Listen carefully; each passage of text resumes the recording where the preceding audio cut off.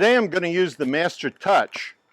I use these chimney starters. They're rapid fire chimney starters, and you use just simple lighter cubes to get the fire started. So you just pop one of these in here.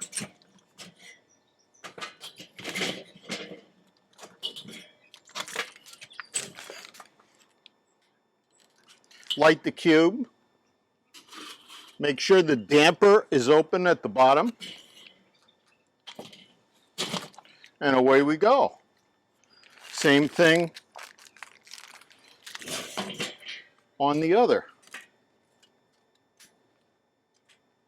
Always make sure the damper is open at the bottom fully. It doesn't matter so much here at the top right now until we close it, but we're going to do a dump first. When you use charcoal, it's always great. In most cases, you want to use zoned cooking.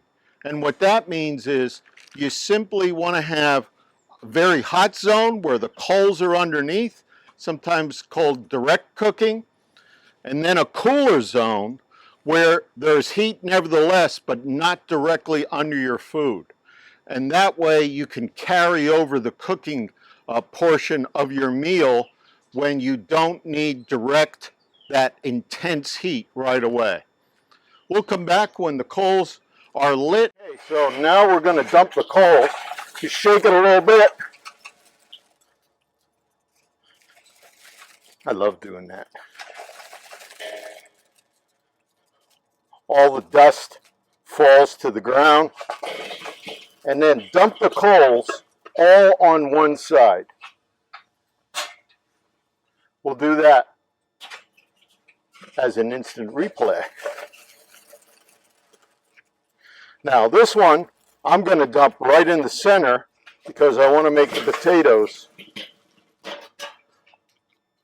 So you'll find that you'll have to move the coals around a bit, even though you've dumped them in a specific location. They roll, they toss, they turn,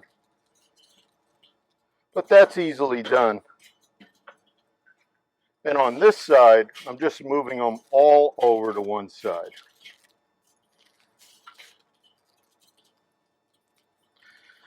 Immediately after this,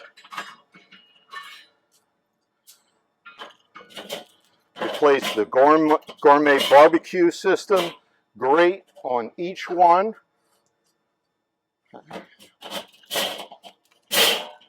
And the inserts.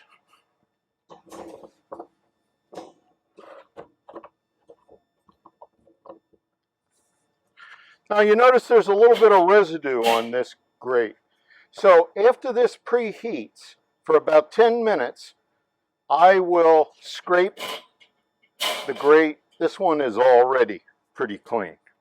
And the reason for that is much easier to clean the grate when it's hot.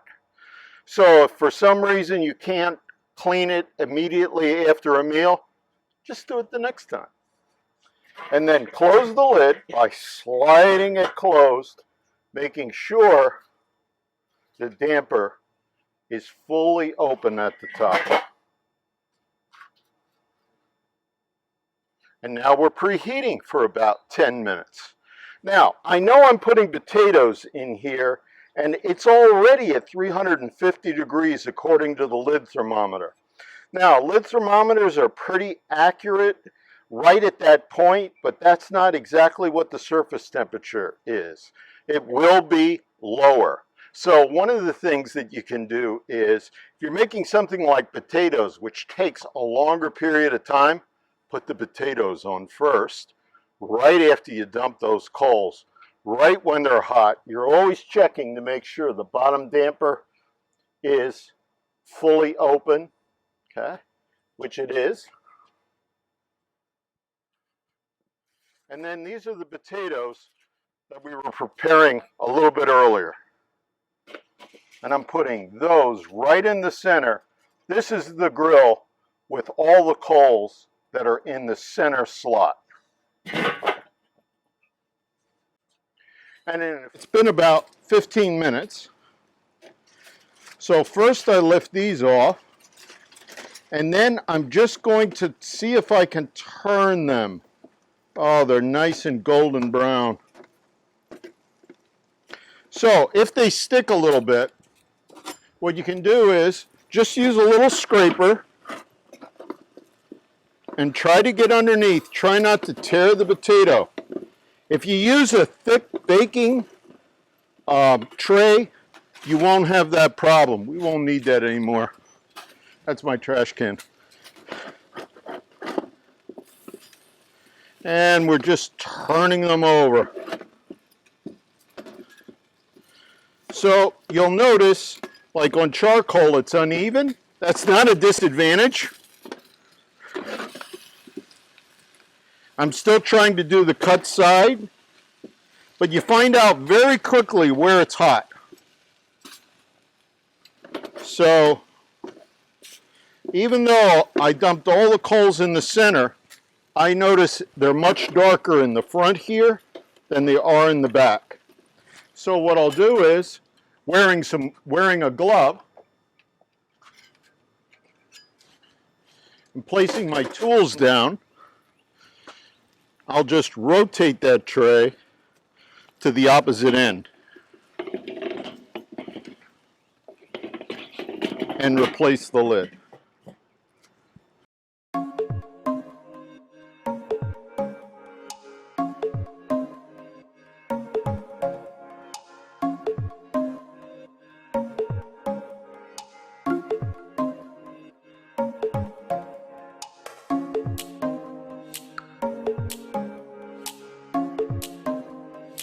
Now we're going to check the temperature of the fish.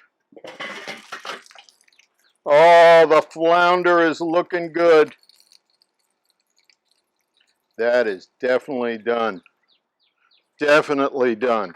So we want to make sure we put the fish into a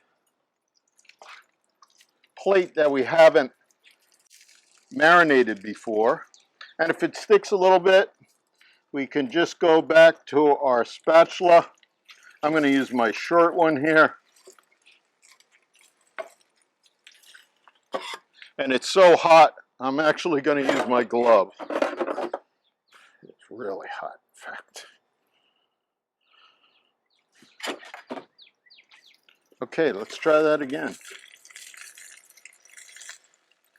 Lovely.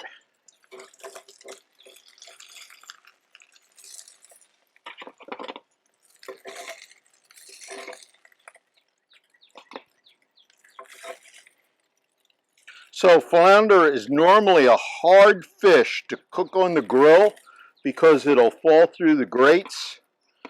It's such a tender fish, but when the smoke kisses it, oh, it's just wonderful. And using a plate does no violence to the idea that grilled food can work this way. I'm going to put a little bit more oil on.